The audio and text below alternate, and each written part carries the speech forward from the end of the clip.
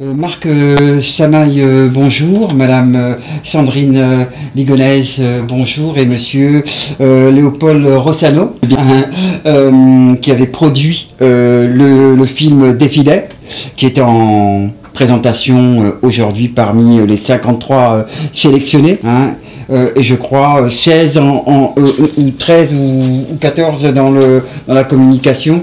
Dans la catégorie communication, je crois que oui, même 16, c'est ça, 16, hein, le chiffre était bon. Comment, est-ce que vous pouvez peut-être, on peut peut-être commencer par vous, si ça vous dérange pas. Comment vous est venue notamment cette production que vous avez Défilé? Quelle est l'idée de ce court-métrage? En effet, on travaille avec la mission handicap depuis quelques années et on a pensé pendant l'événement de Défilé, c'est une journée organisée par les COA de Grenoble, de tourner des images pour avoir un témoignage de la journée, de l'événement. Après, on a pensé d'utiliser cette image pour réaliser un instrument de communication à l'interne, surtout pour les COA. Et quand on a pensé de faire quelque chose d'un peu différent par rapport à ce que normalement on fait avec les reportages. Donc on a pris les images les plus fortes, on a cherché de les monter dans une manière un peu créative, dans une petite vidéo d'environ 3 minutes. Et c'est réalisé avec des techniques des vidéos musicales. Ça veut dire qu'on a pris les images, on l'a monté sur une musique avec un texte qui s'était adapté à la communication qu'on voulait faire, pour rendre les moments plus forts de la journée dans une manière créative, un peu innovante, si on est arrivé, et surtout énergétique, pour transférer toute l'énergie qui, en effet, on voit que les personnes qui sont en situation de handicap mettent dans leur propre vie. D'accord. D'accord. Favoriser l'emploi et donc l'inclusion. Moi, je préfère le mot inclusion plutôt qu'intégration. Monsieur Marc Samaï, bonjour, merci. Un concept innovant, donc comme le disait Monsieur Léopold Rossano, un concept innovant à partir de journées d'action thématiques. Le CA de Grenoble, c'est quoi exactement dans son fonctionnement et dans son objectif? Alors le CA Grenoble, c'est un centre de recherche. CA Grenoble signifie Centre d'études atomiques. Donc il y a en France une dizaine de centres d'études atomiques dont on fait partie de CA. Donc ça représente à peu près 16-17 000 personnes. À Grenoble, on est 3 000.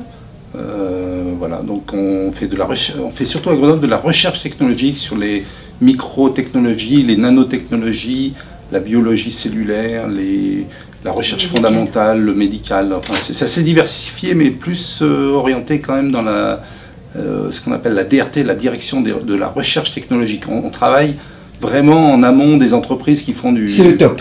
Ah, c'est le top au niveau de nanotechnologie et microtechnologie. Voilà, quelque chose... on appelle d'ailleurs la vallée de Grenoble, on l'appelle la Silicon Valley. La Silicon Valley, tout à fait. Quelque chose dont je serais bien incapable de comprendre sûrement un quart de ce que vous pourriez faire.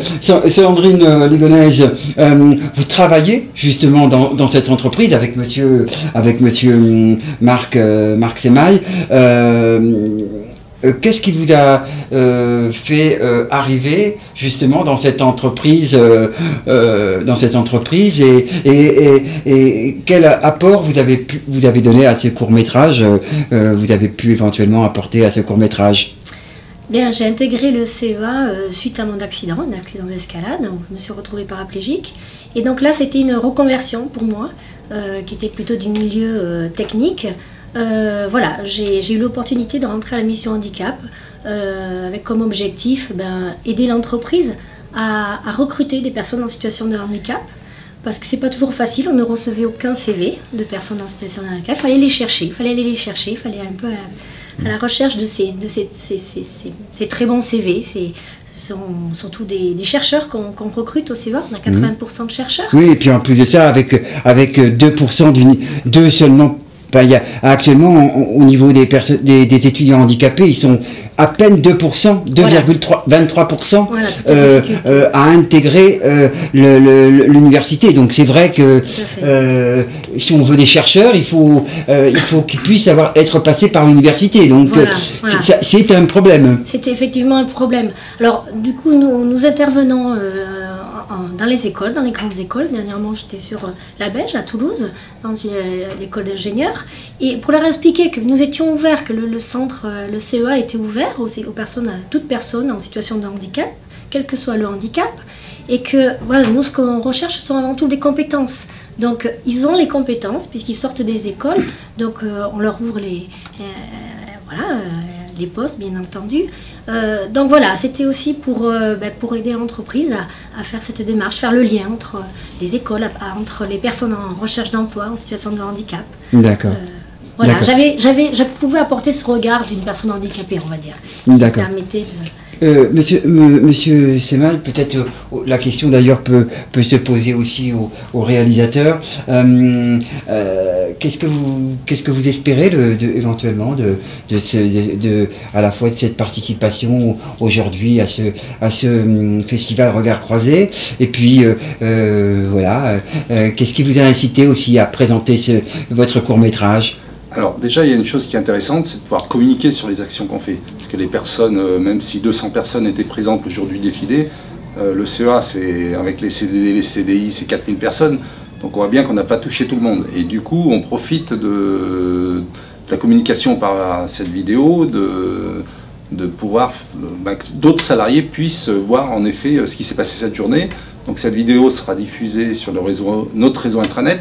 À chaque occasion qu'on a aux assemblées générales, on présente aussi cette vidéo, et je dois avouer qu'elle a un fort succès parce qu'elle est très bien réalisée.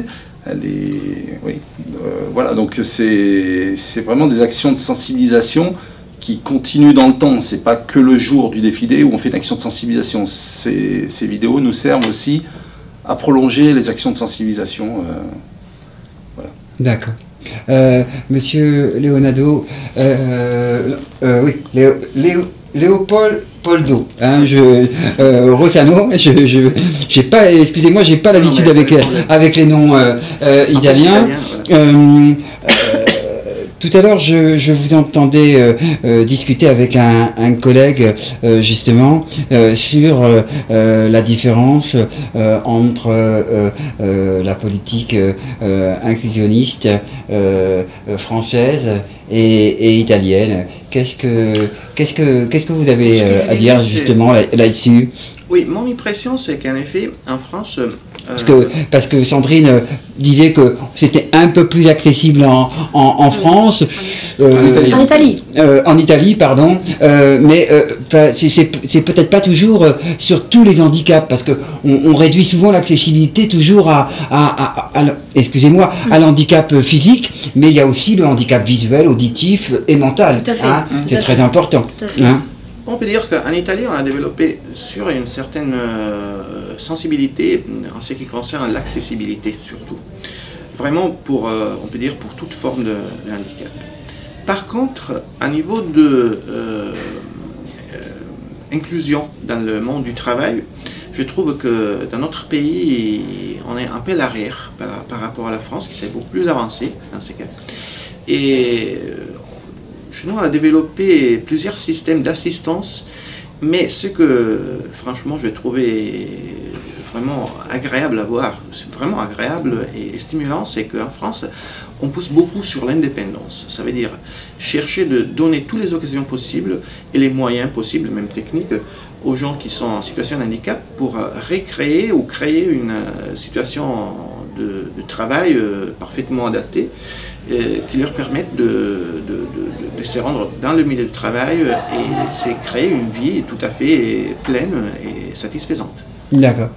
Est-ce que vous voulez dire que le taux de chômage en Italie est plus important que 23% en France?